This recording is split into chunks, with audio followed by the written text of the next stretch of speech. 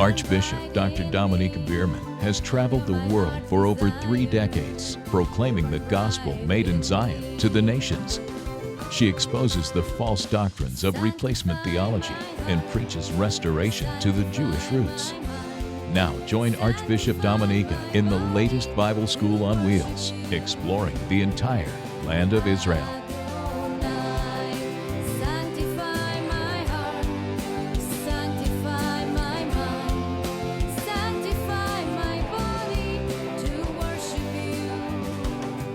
And therefore we could also say that we are a fulfillment of Isaiah 60 verse 1, where it says, "For Zion's sake I will not keep silent." That means global re-education. And the global re-education comes out in books, and it comes out in the Bible School, GRM, Global Revival Map Bible School, and it comes out in these TV programs that we are taping, and it comes out in the social media, and it comes out because I'm preaching in the nations, and it comes out because you're preaching in the nations, and it comes out because you're wearing the t-shirts of the United Nations for Israel, and people look at your t-shirts and say, "What's this?" and you get to explain it. And it comes out because you're having the cap of the United Nations for Israel. Many times Rabbi goes around with the cap of the United Nations for Israel and people salute him. Without knowing, when you are wearing all of this uniform, the United Nations for Israel, you're actually already re-educating the world just by your presence.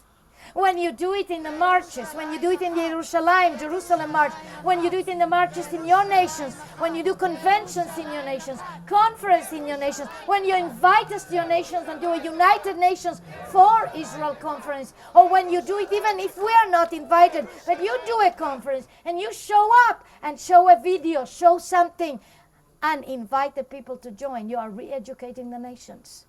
And you know, sometimes many people think to themselves, "Oh, this is a big apple to eat." How do you eat a real big apple?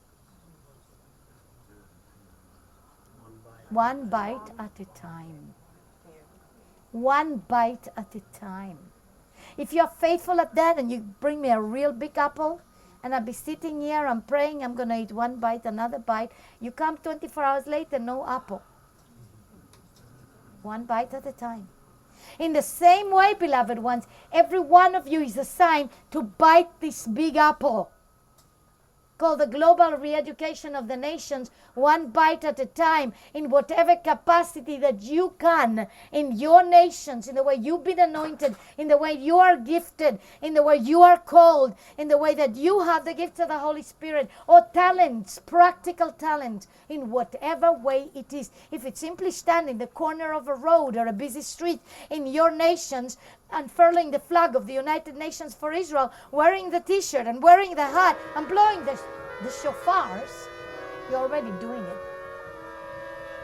There is absolutely nothing too small or too big to globally re-educate a world that has followed Hitler. And I'm going to tell you why the world has followed Hitler.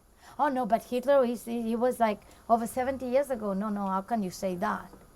Over 80 years ago. 90 years ago. What do you mean Hitler? No, not anymore, no. And I don't need to tell you that if you open the news, you're going to see that the neo-Nazism is on the rise very seriously. In all of Europe, it's serious stuff. And it's not neo-Nazism anymore, actually. It's pretty much Nazism already that is rising up within many, many nations. In the campuses of the United States is a serious issue what's going on in there. But in the campuses of Europe, it's even worse. Why do I say the whole world is following Hitler? If you open my YouTube of the United Nations for Israel, you're going to see a video that we taped in Moza, which is the hill next door over there across the embassy. There was a massacre there in 1929, just like in Hebron that you saw yesterday in 1929. I've got around 30 people of my own personal family living in that hill next door. I taped a program called Hitler's Child. If you haven't watched it, please go ahead and watch it. It's all about the Palestinian cause. It's Hitler's child. Because Hitler and Hajj Amin al-Husseini, the Grand Mufti of Jerusalem in the 20s, and in the 30s, by the 40s, made a pact to annihilate the Jewish people from within Israel and bring the final solution in. Go ahead, watch that video. Very important video to watch. The whole world has been following Hitler. And you see what Hitler said? He said, you tell a lie, a big one, enough times and everyone will believe it. So he really believed in global re-education. He did. And faithful to what he believed, he did it. He globally re-educated the world on how to hate and annihilate the Jews. Except the agendas were now diverse agendas. The way that they went were more creative, more sophisticated. On one hand, the world woke up to the fact that Israel, or the Jewish people that were left out of the Shoah and the devastation of the Nazis in Europe, needed a homeland. On the other hand, without the knowledge of many of your ancestors, there was another agenda. The agenda of Hitler that kept on operating underground, and then it became the PLO, the Palestinian Liberation Organization agenda.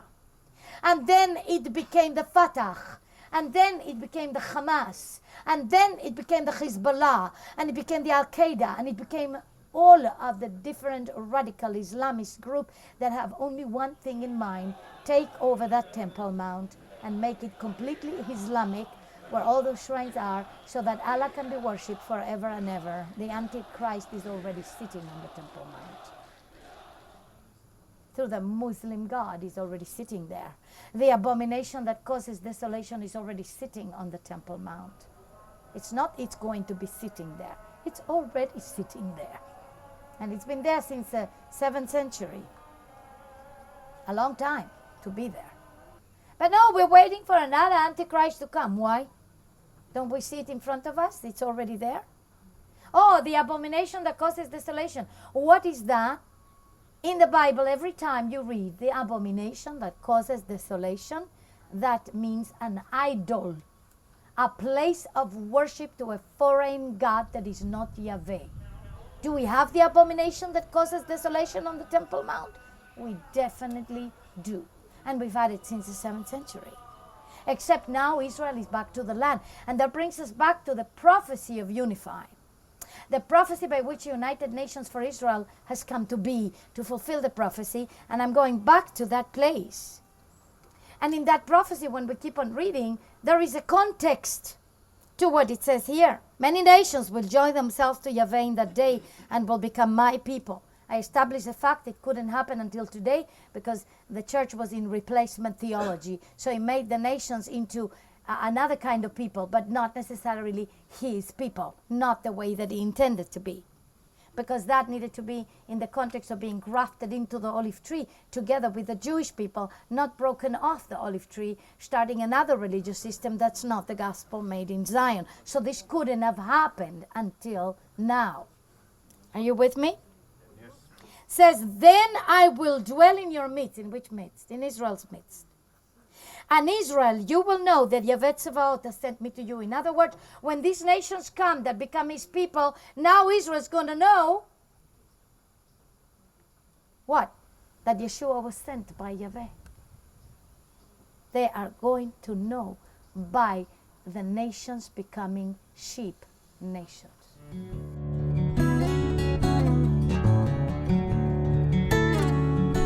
I have read The Sheep Nation as written by Archbishop Dominiquae when I was studying my GRM.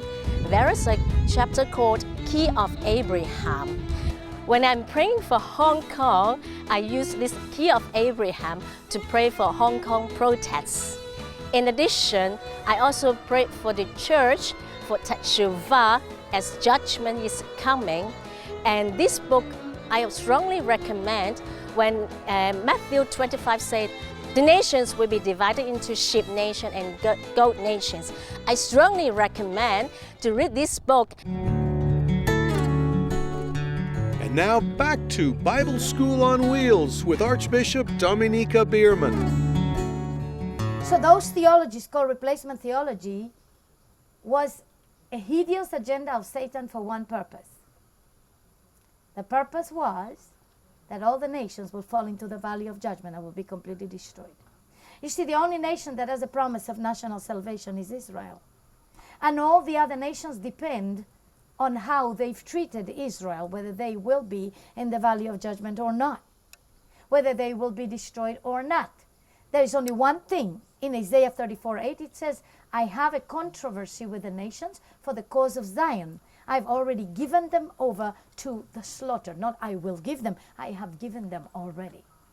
So really there is no nation, not one of yours, that has a promise of national salvation apart from Israel, apart from how the nations treat Israel. So replacement theology has been a hideous agenda of Satan for the destruction of all the nations of the world. And the sooner you understand this, the better. And the sooner you can speak this, the better. The sooner you can explain this to every church that exists, to every pastor, to every leader, to every bishop, to every archbishop, that this is not a Jewish woman calling the nations to put a band-aid on an existing religion, but calling the nations to get rid completely of the red dragon that is coming to the church to sit there through replacement theology, thinking that Christians can actually be redeemed apart from Israel. There cannot be. And it's not about Christian nations. It's about sheep nations. Christian nations, well, can I tell you about Christian nations? Some of your nations have been regarded as Christian nations through Lutheranism, others through Catholicism, others through another denomination. Entire nations in Europe were regarded Christian nations. Many nations in the Caribbean were regarded Christian nations. They were colonized by Western Christianity from Western Europe. They were regarded as Christian nations. All of South America regarded as a Christian nation, colonized by the Spanish or the Portuguese in Brazil. So if we talk about it, the whole world has been Christianized. The British Empire, where the sun never set on the British Empire, had colonies everywhere, and they Christianized all of them. They were all Christianized. Australia Christianized, New Zealand Christianized, Papua New Guinea Christianized, every nation in the world Christianized except the 1040 window. Those remained Hindu, Buddhist, and now Muslims. Why? Because they would not bow down to the gospel of Christianity. They were waiting for the gospel made in Zion.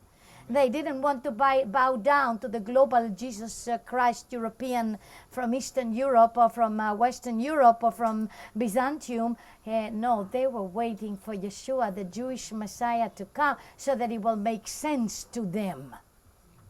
So the 1040 window could have not been evangelized until now. And in fact, it's not about evangelism. It's actually about the Great Commission, making disciples of all nations. I don't read absolutely any scripture in the Bible that says that the world needs to be evangelized. Do you?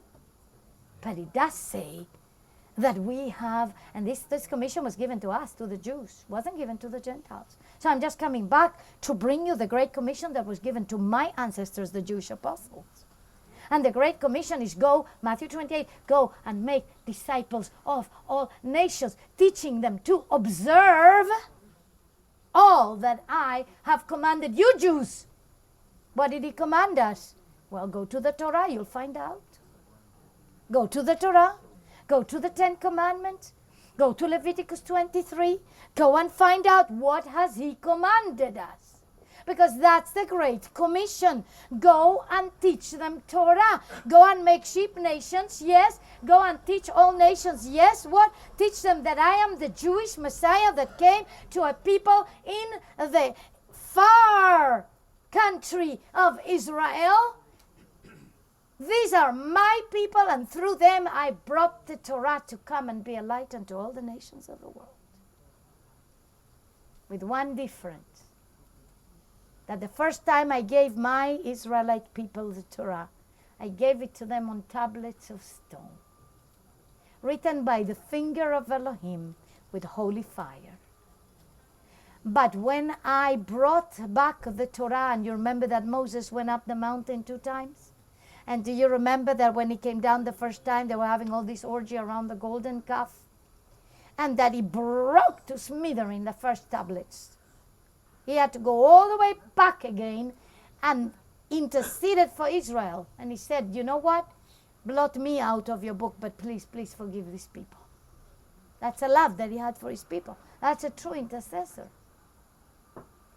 And Yahweh gave him 2 additional ones for the second time. He came down with the second time with the tablets of stone that were not broken. A type and a shadow of the new covenant. A type and a shadow that there was going to be a time when the tablets and the commandments were going to be given again. And this time they will not be broken, because they will not be written on tablets of stone. They will be written in hearts of flesh. And that's why Jeremiah 31:31-34 says, behold, I will make a new covenant with the house of Israel and the house of Judah, not like the covenant that they broke in the desert when I was a husband to them, says Yahweh. But in this covenant, I will write my Torah upon their hearts, and in their minds and their being I will write it, and they shall all know me, from the biggest to the smallest. And I will forgive their sin, and I will remember no more. That new covenant was to be given to the house of Israel and the house of Judah. That new covenant was to be given to his people, not to the nations. There is no new covenant with America, no new covenant with Sweden, no new covenant with Malaysia, Finland, or any other nation, French Guiana or Suriname, only to the people of Israel. But how can the fullness of that new covenant come to pass to the point where your nations can be sheep nations?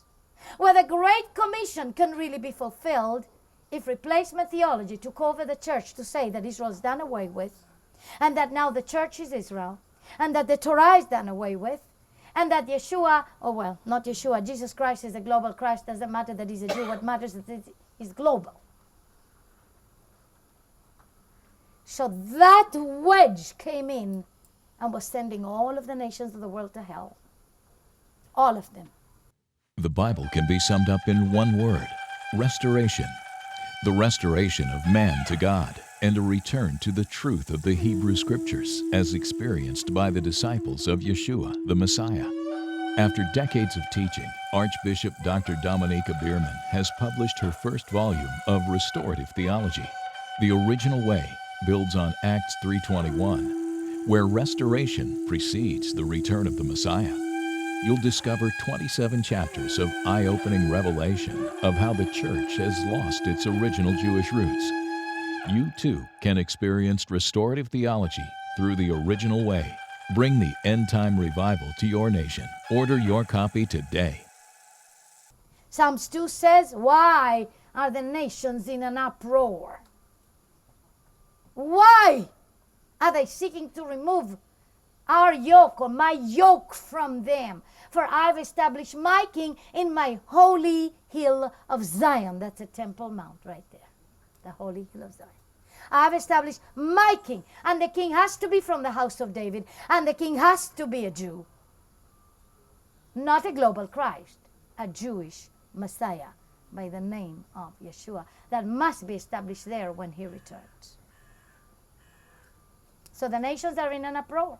And in the midst of the uproar, he's saying, ask of me, and I will give you nations as your inheritance, the ends of the earth as your possession. So we understand that is his desire, that is his utmost desire, that there will be sheep nations, that they will ask him for the nations, that there will be those nations that will join Yahweh in that day and will become my people. Just like Israel. Not replacing Israel, joining Israel. Not replacement theology, joining theology. And that is why this particular encounter we've had in the land of Israel during the Sukkot conference is called Ruth and Naomi. Because Ruth joined Naomi. She did not replace Naomi. She didn't go and say, oh, forget about it, you bitter old Jew. You have suffered, you have nothing to give me, forget about it. I am much wiser than you, I'm younger, I've got more strength. Let me do my thing. No, no. She humbled her heart and she submitted to a Naomi.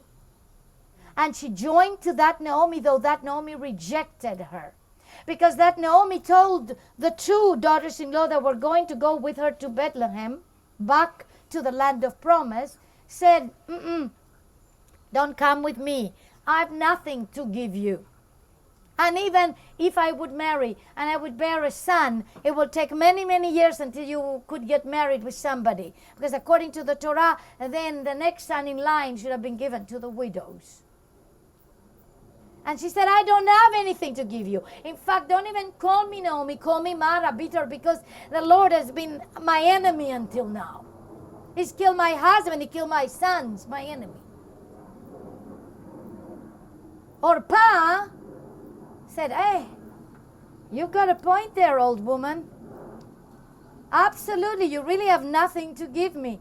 Oops, my mistake, I really shouldn't be following you. So here, she wept profusely. She hugged her and kissed her, mwah, mwah, mwah. And she turned around her back, that's why she's called Orpah, from the word Oref, turned around her back, and left back to Moab and her idols. Ruth, except Ruth, in spite of the rejection, can you say in spite of the rejection? In spite of the rejection. Said, do not entreat me to leave you. For I am staunchly committed and I've completely decided that your Elohim will be my Elohim. And your people my people. And wherever you live, that's where I will live. And wherever you die, that's where I will die. And I will be buried. And so may Yah do to me and more if I don't keep this vow to you. Wow. Amazing. That Moabite of 10 generations of curses because of not helping Israel in the desert in Deuteronomy 23. No Ammonite, no Moabite coming to the congregation of Yahweh for 10 generations. That Moabite has become the grandmother of King David. She married the prince of Bethlehem, Boaz. All of the inheritance was returned to Naomi. In fact, when she bore Jesse to Boaz, that boy, everybody said the son was born to Naomi. Because she never even left the mother-in-law because she got married. She gave the son to the mother-in-law to nurse. What a restoration of life. Naomi became a nurse. She could nurse a baby at her old age. How did that happen? That's a supernatural occurrence anyways. She nursed that boy. She raised that boy. Naomi raised the boy. Naomi raised the boy that was a mixture of, a joining of a Jew and a Gentile. And one new man was formed with Boaz and Ruth. And one new man, but the one that raised the boy and schooled the boy and educated the boy was no one else but Naomi, not Ruth. I am like that Naomi. I am schooling the one new man. I am schooling the one new man that comes out of that wedding between you and a Jewish Messiah. Not between you and a Roman emperor by the name of Constantine. Not between you and Roman theology Christianity. No, between you and a Jewish Messiah. As a bride pure and holy, you're giving birth to something, beloved. And the United Nations for Israel is giving birth to something. We are giving birth to a Jesse. We are giving birth to something new. That Jesse was something new. He was a Moabite together with a Jew. He is from the tribe of Judah, Boaz, is he not? From the house of David, is he not? So he was born. And now that schooled Jesse becomes the father of more sons. And the smallest and youngest, most insignificant son, the one that nobody regarded as the possibility of a king for Israel, becomes our famous King David, of which lineage comes also Yeshua, the Jewish Messiah.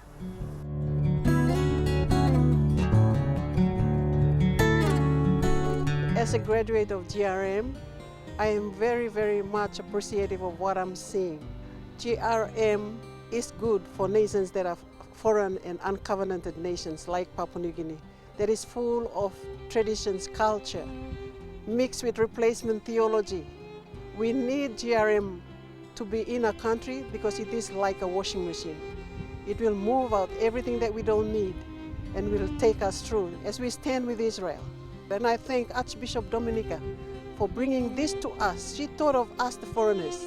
That's why she brought this to us. She is a vessel that Adonai is using for this end-time move. I encourage every one of us to take up GRM. And now back to Bible School on Wheels with Archbishop Dominiquae Bierman. It's very interesting that I had a Papua New Guinean dignitary that came to the meeting prior to yours. At the end of the meeting, when I released everyone, he came up on this platform and he said, "The first time that I saw you, Archbishop, I saw you and you looked like King David." Wow. Well, I know I've got short hair. And so I said, "King David in woman gender?" He said, "Yes, King David in female gender." And I didn't fully grasp what he was saying until now that I'm telling you what I'm telling you. Because what happens is that we are birthing back through that relationship of Jew and Gentile as one in the Mashiach. That one new man, we are birthing the Messiah, the Son of David, back into Israel, back to return to this world as a ruling and conquering king from the house of David. There's something prophetic, something miraculous, something that would have not happened until the platform of UNIFY, United Nations for Israel, would have come forward, until we had the global Reeducation in place, until people could completely come out of replacement theology, until they would renounce that the church has usurped the place of Israel, until they would renounce that Jesus Christ, that Jesus Christ is the Messiah, but rather Yeshua is the Jewish Messiah, not a global Christ, until they would renounce that the Torah is done away with, but rather written in our heart, until they would renounce that the sun worship feast have nothing to do with his bride, because they have made for sun worship and not for the worship of the King of Kings and the Lord of Lords, like Christmas and Sunday and Easter and even Halloween and I don't know how many more. This message by Archbishop Dominiquae Bierman will continue in the next Bible School on Wheels. If you enjoyed today's program, we'd love to hear from you. Please send your comments, requests, or donations to kad-esh.org or mail to Kadesh Map Ministries, 52 Tuscan Way, Suite 202-412, St. Augustine, Florida, 32092, USA. Have a blessed week and join us again for the next Bible School on Wheels. Shalom.